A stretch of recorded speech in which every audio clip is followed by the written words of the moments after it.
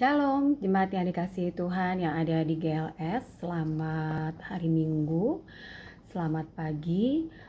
Sebelumnya saya minta maaf karena kita tidak bisa bertemu secara fisik, tapi saya percaya sekalipun kita harus melihat renungan ini lewat rumah masing-masing, saya berdoa agar apa yang saya sampaikan ini boleh memberkati Bapak Ibu semua. Ya, karena temanya tahun ini 2020 di gereja GNR, GIA GNR dan GLS adalah tahun pemulihan. Begitu pula di GIA Kelapa Gading, GIA gereja saya juga tahun pemulihan. Maka sekalipun sekarang kita sedang ramai membahas mengenai masalah corona, saya tetap akan membahas mengenai tahun pemulihan ya. Karena hanya itu saja sebetulnya yang menguatkan saya di tahun ini. Sekalipun mungkin kita berpikir begini ya, tahun pemulihan 2020, tahun double blessing, pemulihan holistik, tapi tanggal 1 Januari rumah saya penuh dengan air karena banjir. Dan saya harus membuang banyak barang dan itu gak cuma sekali ya. Saya gak tahu Bapak Ibu sekalian tinggal di apartemen lebih safe, tapi Februari juga begitu. Bahkan ada hanya selang 1 hari saya harus mengalami kebanjiran dan kali ini lebih parah karena lebih tinggi dan semua barang-barang itu yang tidak sempat diselamatkan akhirnya harus rusak dan dibuang. Lalu sebetulnya pemulihan seperti apa sih yang dijanjikan oleh Tuhan ya? Tadinya saya sudah berpikir kalau saya tidak akan membuat rekaman mengenai renungan ini, tapi saya merasa bahwa ada dorongan yang kuat saya harus menyampaikan kebenaran ini karena ini menguatkan saya bahwa sampai saat ini ada pemulihan-pemulihan yang Tuhan kerjakan kalau kita juga terlibat di dalamnya. Nah, saya akan mengambil di Lukas 15 ayat 11 sampai 32 ya. Kalau ada Alkitab boleh membuka. Di sini diceritakan tentang perumpamaan tentang anak yang hilang dan ini adalah Tuhan Yesus yang menyampaikan perumpamaan itu. Dan saya rasa setiap kita pasti sudah membaca berita ini berkali-kali. Tapi saya ingin mengajak lagi poinnya ya. Yang pertama, sebagai anaknya, sebagai anak Bapa di surga, maka kita harus ingat bahwa pertama, apapun yang diberikan kepada Bapa terhadap anak-anaknya sesuai dengan firman Tuhan di ayat 12 di statement ya. Ketika anak bungsu itu meminta kepada ayahnya untuk membagi warisannya, di situ ada kata-kata yang jelas gini, lalu ayahnya atau bapaknya membagi-bagikan harta kekayaan itu di antara mereka. Karena dia punya 2 anak, maka yang satu dikasih separuh kepada anak laki-laki yang sulung, kemudian yang separuh lagi kepada anak yang bungsu. Jadi jangan pernah kita berpikir gini, kayaknya bapak kita tuh nggak adil ya, hidup dia lebih enak, hidup dia lebih nyaman, saya kok hidupnya susah gitu. Enggak ya, karena firman Tuhan mengatakan rata. Nah, kemudian anak itu keluar dari rumah bapaknya. Lihat apa yang firman Tuhan catatkan. Ketika dia keluar dari rumah bapaknya, maka dia melakukan hal yang salah. Dia mulai berfoya-foya, menghabiskan harta warisannya sampai akhirnya dia harus meminta pekerjaan kepada peternak babi ya. Nah, ketika dia bekerja itu dia itu di ayat 16 dikatakan begini, lalu ia ingin mengisi perutnya dengan ampas yang menjadi makanan babi itu, tetapi tidak seorang pun yang memberikan kepadanya. Nah, ini adalah turning point pemulihan terjadi, yaitu di ayat 17 dikatakan begini, lalu ia atau anak bungsu itu atau kita menyadari keadaan kita, menyadari keadaannya. Lalu katanya di sini berbicara tentang anak bungsu, betapa banyaknya orang upahan Bapakku yang berlimpah-limpah makanannya, tetapi aku di sini mati kelaparan. Pada waktu kita berpikir bahwa ketika kita ada di dalam rumah Bapa, semuanya menjadi lebih enak.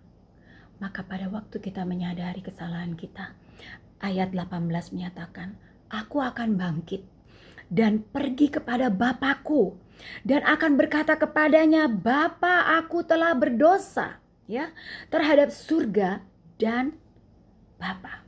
Jadi yang pertama, kalau kita masih ingin pemulihan itu terjadi, sadar. Nomor kedua, miliki keinginan, miliki niat untuk bangkit dan pergi dan mengakui kesalahan kita. Dan ketika mengakui kesalahannya, anak ini menuliskan ya, firman Tuhan ini mengatakan, aku telah berdosa kepada surga, terhadap surga. Kita sadar kita berdosa kepada Tuhan dan kepada Bapa, melakukan kesalahan, gak berhenti di situ. Nah ini ayat 19, dia juga mengakui, aku gak layak lagi disebut anak Bapa, jadikanlah aku sebagai salah seorang upahan Bapa. Ketika kita bertobat, kita merendahkan hati, merendahkan diri, tahu posisi kita orang berdosa, tidak lagi seperti kemarin waktu kita bilang, oh, aku adalah anak, aku berhak atas warisan. Maka disitulah awal pemulihan. Ayat 20 berkata begini, ketika mulai sadar, ketika mulai ada niat, ada actions atau tindakan, maka bangkitlah ia dan pergi kepada bapaknya. Dan saya paling suka di statement ayat 20 berkata, ketika ia masih jauh, ayahnya telah melihatnya, lalu tergelaklah hatinya oleh belas kasihan. Ayahnya itu berlari mendapatkan dia, lalu merangkul dan mencium dia. Bapak Ibu Saudara, apakah Bapak Ibu tahu bahwa Bapak ketika kita keluar, dia terus menanti-nantikan kita. Dia terus berharap kita kembali. Dia terus melihat dan dia terus menunggu. Bahkan dikatakan ketika kita masih jauh, dia yang berlari mendapatkan kita. Dan kalau saat ini kita melakukan apa yang dilakukan anak bungsu, saya percaya Bapa kita di surga sedang berlari mendapatkan kita. Dan ketika itu, ketika Bapak itu mendapatkan anaknya, dikatakan firman Tuhan di ayat 20, dia merangkul dan mencium anaknya itu. Dia tidak menghakimi kita.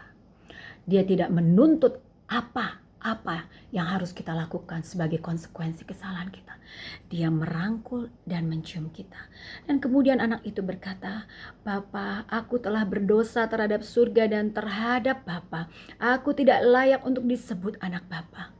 Ya, ayat 22 berkata begini, tetapi ayah itu berkata kepada hamba-hambanya, pemulihan itu terjadi. Dan saya senang sekali dikatakan begini, pakaikanlah jubah yang terbaik itu kepadanya dan kenakanlah cincin pada jarinya dan sepatu pada kakinya. Dia bilang sama seluruh pegawai-pegawainya, Bapak kita itu, kembalikan haknya. Dan ayat 23 berkata begini, dan ambillah anak lembu tambun itu, sembelilah dia dan marilah kita makan dan bersukacita.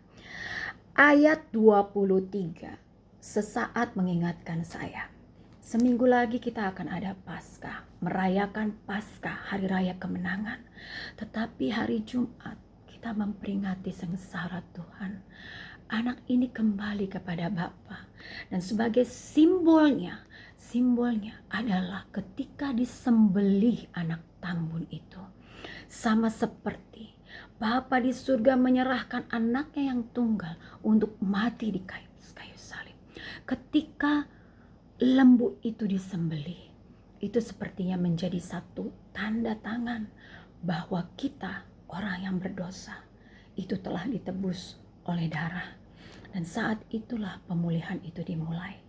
Dan kalau kita melihat apa yang diucapkan oleh bapaknya, perhatikan baik-baik. Sebab anakku ini telah mati dan menjadi hidup kembali. Ia telah hilang dan didapat kembali. Maka mulailah mereka bersukaria. Jemaat yang dikasihi Tuhan, apakah engkau tahu kalau Bapamu akan mengembalikan sempurna? Selama ini di luar Tuhan, di luar Bapa, kita sudah mati. Pada waktu kita kembali mendapatkan kehidupan kita, kembali mendapatkan pemulihan kita. Di luar Bapa, kita terhilang.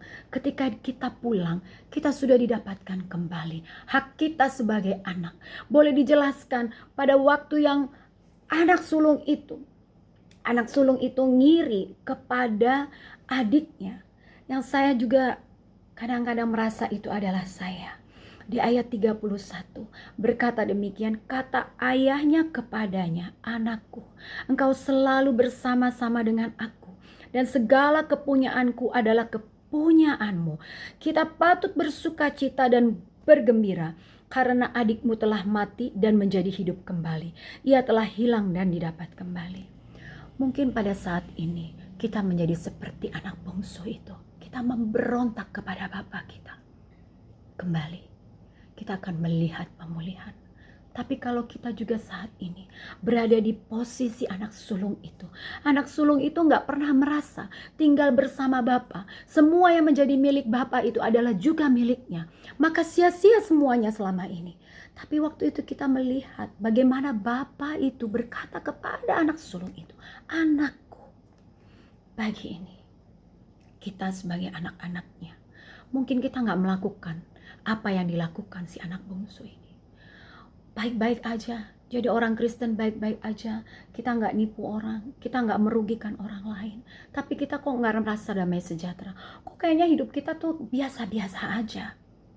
Ingat, saat ini Bapa sedang berkata kepada kita, anakku, segala kepunyaanmu adalah milikmu juga. Tuhan memulihkan kehidupan setiap kita. 2020 akan menjadi tahun pemulihan. Kalau seluruh dari kita yang terhilang, yang saat ini juga seperti anak bungsu maupun juga anak sulung mulai menyadari bahwa Bapa tidak pernah berubah, bahwa Bapa saat ini sedang menanti kita, bahwa Bapa saat ini sedang mempersiapkan anak lembu tambun untuk disembelih. Dan ketika itu semua terjadi, maka kita akan menerima kembali kehidupan. Kita akan mendapatkan kembali semua yang pernah terhilang.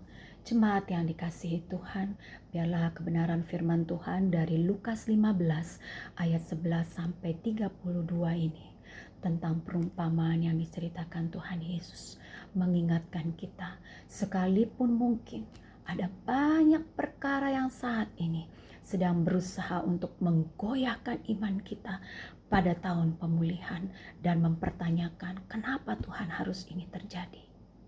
Lakukan dulu, kembali dulu, bawa tekadmu menjadi satu tindakan dan kau akan lihat pemulihan yang Tuhan kerjakan. Dan saya rindu setiap kita terus berdoa, mengambil bagian, mendoakan sesama kita, mendoakan teman-teman kita, mendoakan diri kita sendiri juga supaya kuat, mendoakan keluarga kita, gereja Tuhan, kota di mana kita tinggal, dan bangsa ini. Karena kalau kita semuanya memiliki keinginan dan melanjutkannya menjadi satu tindakan pertobatan, saya yakin dan saya percaya pemulihan itu akan terjadi.